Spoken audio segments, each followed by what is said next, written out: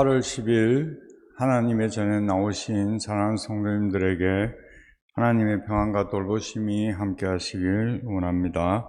찬송가 413장입니다.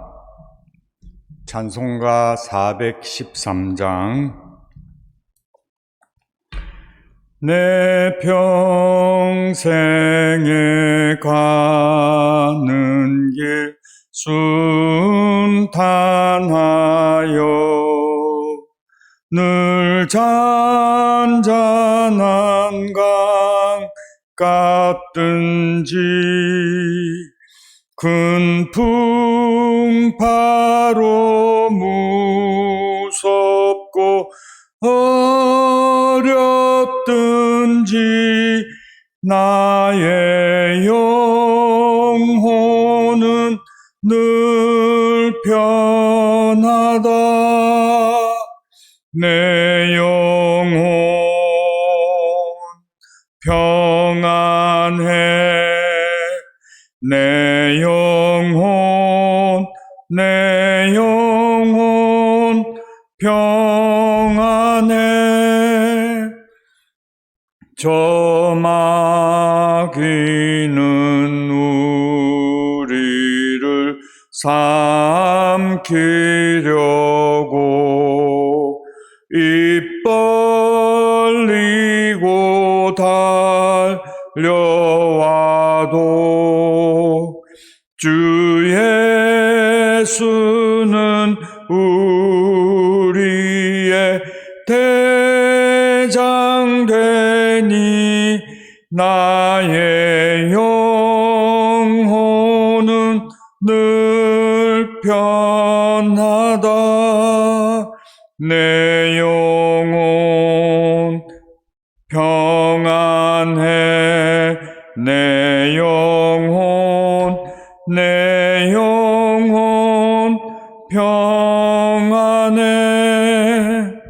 내 지은 죄 주홍빛 같더라도 주 예수께 다 아뢰면 그 십자가 피로써 다시 쓰사 흰 눈보다 더 정하겠네. 내 영혼 평안해. 내 영혼 평안해. 저 공중의 구름이 일어나며 큰 나팔이 울릴 때에 주 오셔서 세상을 심판해도 나의 영혼은 겁없으리. 내 영혼 평안해. 내 영혼 평안해. 아멘. 오늘 저에게 주신 말씀은 열왕기하 17장입니다. 구약 590페이지 정도 됩니다. 열왕기하 17장. 하나님의 말씀 함께 봉독하도록 하겠습니다. 유다의 왕 아하스 제12년에 엘라의 아들 호세아가 사마리아에서 이스라엘 왕이 되어 9년간 다스리며 여호와께서 보시기에 악을 행하였으나 다만 그 전 이스라엘 여러 왕들과 같이 하지는 아니하였더라. 아수르의 왕 살만에셀이 올라오니 호세아가 그에게 종이 되어 조공을 드리더니 그가 애굽의 왕 소에게 사자를 보내고 해마다 하던 대로 아수르 왕에게 조공을 드리지 아니하며 아수르 왕이 호세아가 배반함을 보고 그를 옥에 감금하여 두고 아수르 왕이 올라와 그 온 땅에 두루다니며 사마리아로 올라와 그곳을 3년간 에워쌌더라. 호세아 제9년에 아수르 왕이 사마리아를 점령하고 이스라엘 사람을 사로잡아 아수르로 끌어다가 고산 강가에 있는 할라와 하볼과 메대 삭람의 여러 고을에 두었더라.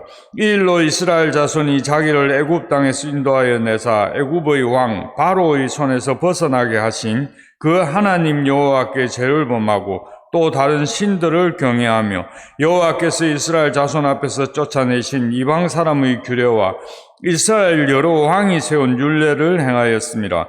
이스라엘의 자손이 점차로 불의를 행하여 그 하나님 여호와를 배역하여 모든 성읍에 망대로부터 견고한 성에 이르도록 산당을 세우고 모든 산 위에와 모든 푸른 나무 아래와 목상과 아세라상을 세우고 또 여호와께서 그들 앞에서 물리치신 이방 사람같이 그곳 모든 산당에서 분향하며 또 악을 행하여 여호와를 경노하게 하였으며 또 우상을 섬겼으니 이는 여호와께서 그들에게 행하지 말라고 말씀하신 일이라. 여호와께서 각 선지자와 각 선견자를 통하여 이스라엘과 유다에게 지정하여 이르시기를 너희는 돌이켜 너희 악한 길에서 떠나 나의 명령과 율례를 지키되 내가 너희 조상들에게 명령하고 또 내 종 선지자들을 통하여 너희에게 전한 모든 율법대로 행하라 하셨으나 그들이 듣지 아니하고 그들의 목을 곧게 하기를 그들의 하나님 여호와를 믿지 아니하던 그들 조상의 목같이 하여 여호와의 율례와 여호와께서 그들의 조상들과 더불어 세우신 언약과 경계하신 말씀을 버리고 허무한 것을 뒤따라 허망하며 또 여호와께서 명령하사 따르지 말라 하신 사방 이방 사람을 따라 그들의 하나님 여호와의 모든 명령을 버리고 자기들을 위하여 두 송아지 형상을 부어 만들고 또 아세라 목상을 만들어 하늘의 1월 성신을 경배하며 또 바알을 섬기고 또 자기 자녀를 불 가운데로 지나가게 하며 복술과 사술을 행하고 스스로 팔려 여호와 보시기에 악을 행하여 그를 경노하게 하였으므로 여호와께서 이스라엘에게 심히 노하사 그들 앞에서 제거하시니 오직 유다 지파 외에는 남은 자가 없으니라. 유다도 그들의 하나님 여호와의 명령을 지키지 아니하고 이스라엘 사람들이 만든 관습을 행하였으므로 여호와께서 이스라엘 온 족속을 버리사 괴롭게 하시며 노략군의 손에 넘기시고 마침내 그의 앞에서 쫓아내시니라. 이스라엘을 다윗의 집에서 찢어 나누심에 그들이 느밧의 아들 여로보암을 왕으로 삼았더니 여로보암이 이스라엘을 몰아 여호와를 떠나 큰 죄를 범하게 하며 이스라엘 자손이 여로보암이 행한 모든 죄를 따라 행하여 거기서 떠나지 아니하므로 여호와께서 그의 종 모든 선지자들을 통하여 하신 말씀대로 드디어 이스라엘을 그 앞에서 내쫓으신지라. 이스라엘이 고향에서 아수르에 사로잡혀가서 오늘까지 이르렀더라. 아수르 왕이 바벨론과 구다와 아와와 하맛과 스발와임에서 사람을 옮겨다가 이스라엘 자손을 대신하여 사마리아 여러 성읍에 두매 그들이 사마리아를 차지하고 그 여러 성읍에 거주하니라. 그들이 처음으로 거기 거주할 때 여호와를 경외하지 아니하므로 여호와께서 사자들을 그들 가운데 보내시며 몇 사람을 죽인지라. 그러므로 어떤 사람이 아수르 왕에게 말하여 이르되 왕께서 사마리아 여러 성읍에 옮겨 거주하신 민족들이 그 땅 신의 법을 알지 못함으로 그들의 신이 사자들을 그들 가운데 보내며 그들을 죽였사오니 이는 그들이 그 땅 신의 법을 알지 못함이니이다 하니라.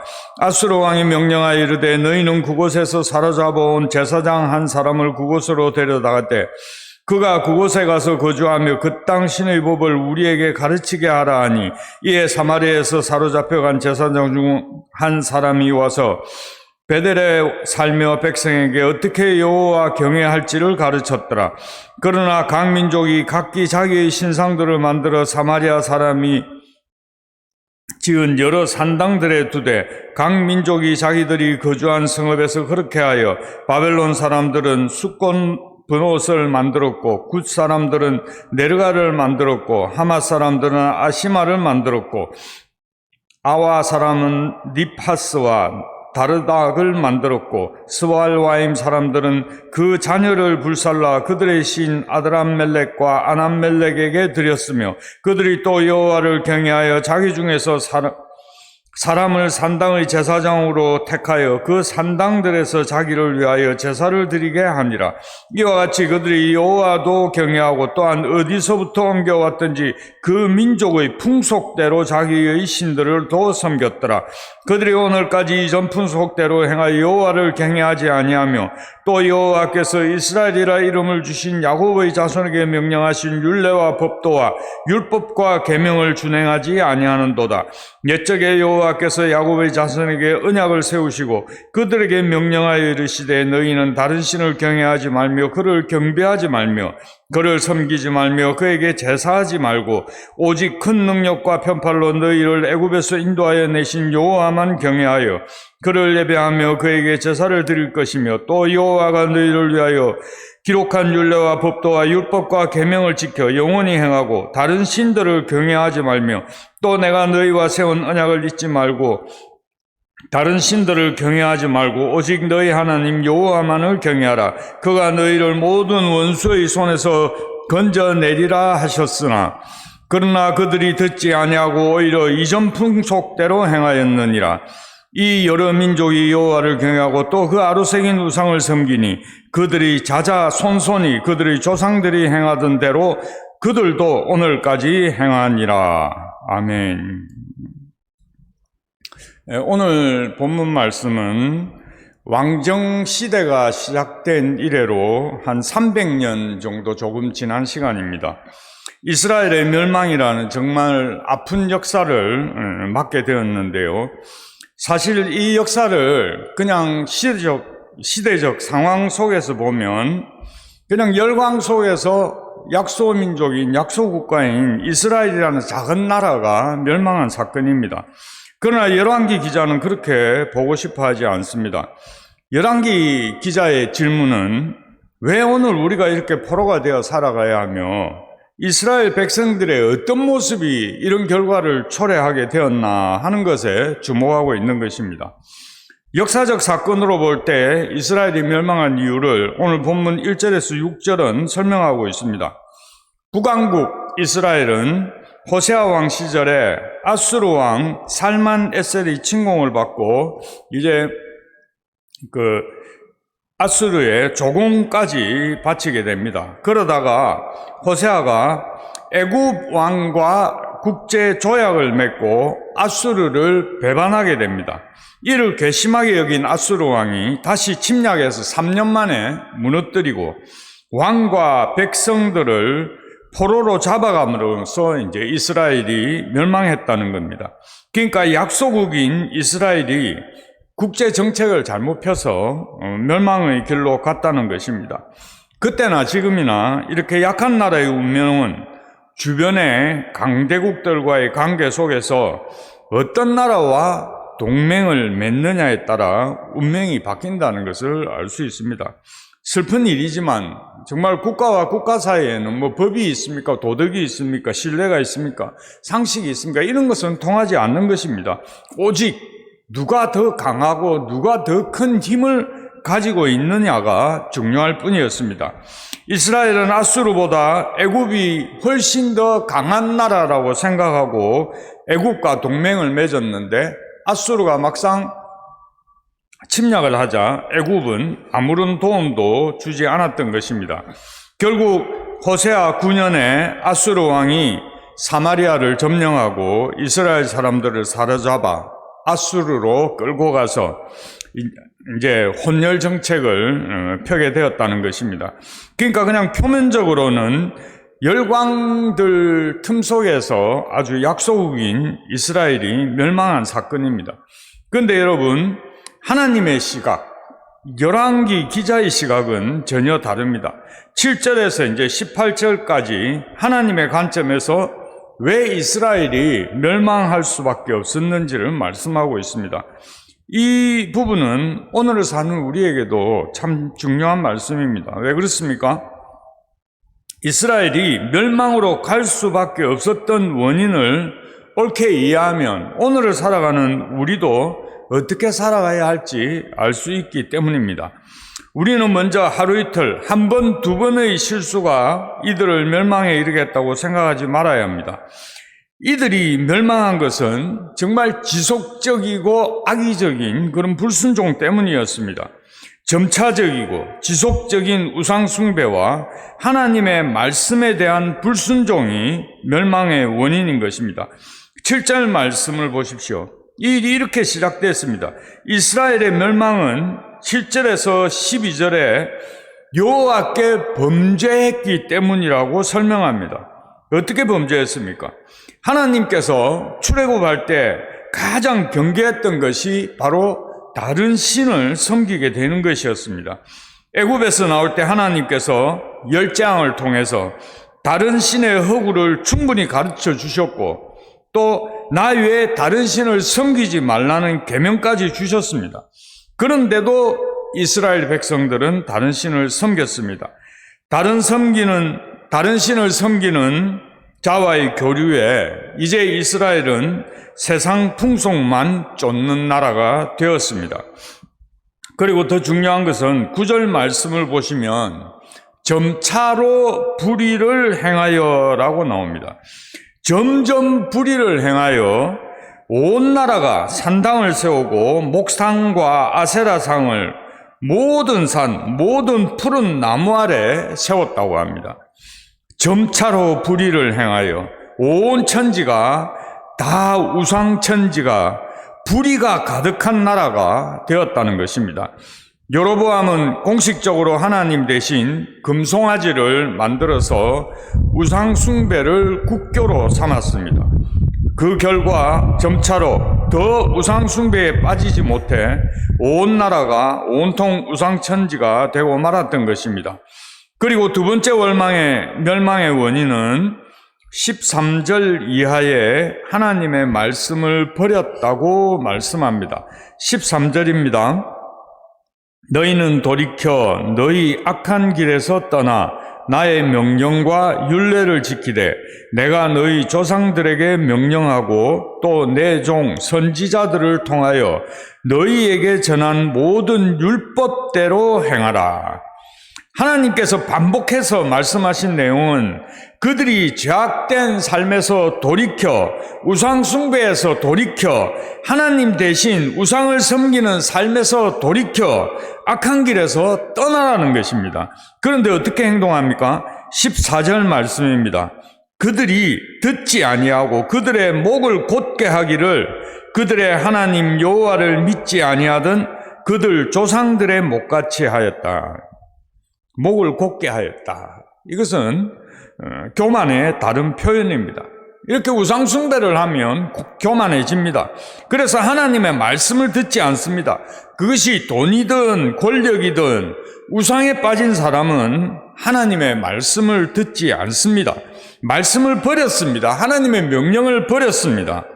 결국 자녀를 불 가운데로 걸어가게 할 만큼 우상에 빠졌던 것입니다. 그래서 18절에 어떻게 되었습니까? 유다 지파 외에는 남은 자가 없게 되었습니다.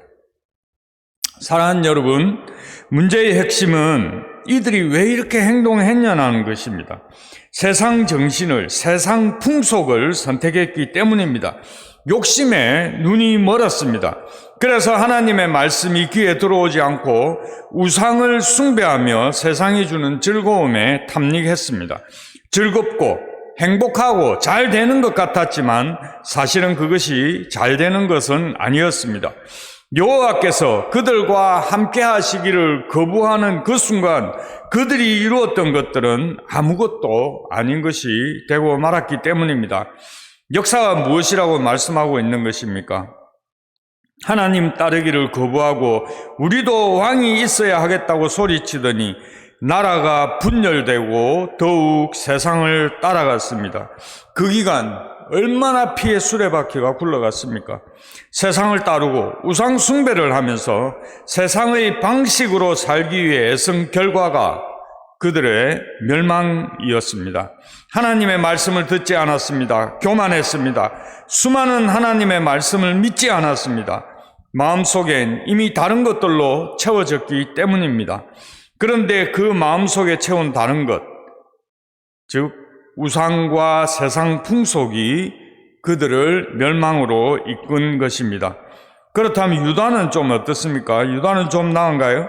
19절에서 23절은 그렇지 않다고 말씀합니다. 조금 미뤄졌을 뿐 그들 역시도 세상의 길을 따라갔다고 쓰고 있습니다. 19절 말씀입니다.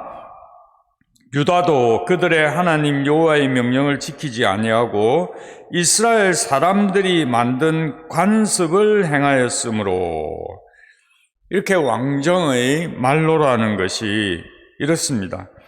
사실 첫 단추가 세상과 열방과 같아지기를 꿈꾼 것이기에 결과가 좋지 않을 것은 예상된 일이었습니다. 유다는 어떤 의미에서 이렇게 북이스라엘이 타락하면 영향을 주어야 할 제사장적인 사명을 가진 나라였던 것입니다. 그런데 이 유다까지도 함께 우상에 휩싸여 들어가는 모습을 보고 하나님께서는 이제 북왕국 이스라엘에 대한 기대를 접으셨습니다. 그리고 마침내 멸망하게 됩니다.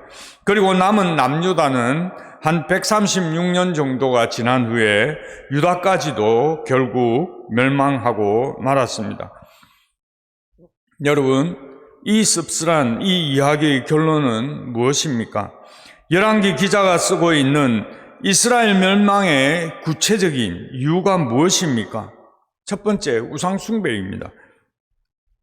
그것도 점차로 더 깊이 우상 숭배에 빠져 자녀를 불가운데로 지나가게 할 만큼 그 정도의 우상을 섬기게 됐던 것입니다. 그리고 두 번째는 말씀을 버렸습니다. 듣지도 않고 믿지도 않았습니다. 말씀을 버리고 하나님의 명령도 버렸습니다. 왜 그렇게 했습니까? 세상을 더 좋아했기 때문입니다. 다른 이유가 아닙니다. 욕심 때문입니다. 그렇게 살았더니 어떻게 되었습니까? 멸망하고 말았습니다. 이게 역사가 들려주는 교훈입니다. 너희는 그런 삶을 살지 말라는 것입니다. 우리는 어떤 종류의 우상도 숭배하지 않아야 할 것입니다. 하나님의 음성에 귀 기울이며 살아야 할 것입니다. 교만하지 않아야겠습니다. 날마다 말씀의 사람으로 살아야겠습니다. 사랑하는 여러분, 주님 오시는 날 우리 모두 주님 앞에서 심판을 받을 것입니다. 그때 착하고 충성된 종이라고 칭찬받을 수 있는 그런 성도들이 되기를 간절히 소원합니다. 그래서 오늘도 말씀 앞에서 깨어 자신을 돌아보고 순종하여 주님의 기쁨 되는 그런 저와 여러분 되기를 간절히 소원합니다.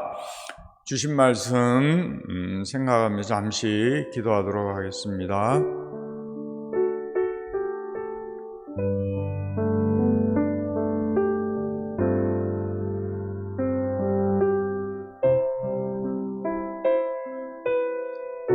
내 평생에 가는 길 순탄하여 늘 잔잔한 강 같든지 큰 풍파도 무섭고 어렵든지 나의 영혼을 늘 편케 하시는 하나님, 오늘 하루도 주님의 사람으로 살아내기를 소원합니다. 우리와 동행해 주시고 간섭하셔서 이 하루도 승리의 날이 되도록 우리의 삶을 인도하여 주옵소서. 우리 성도님들 태풍으로 어려움 당하지 않도록 지켜주시고 휴가 중인 목사님, 정목사님 평안을 주시옵소서. 이 하루도 온전히 주님 의지하며 예수님 이름으로 기도드립니다. 아멘.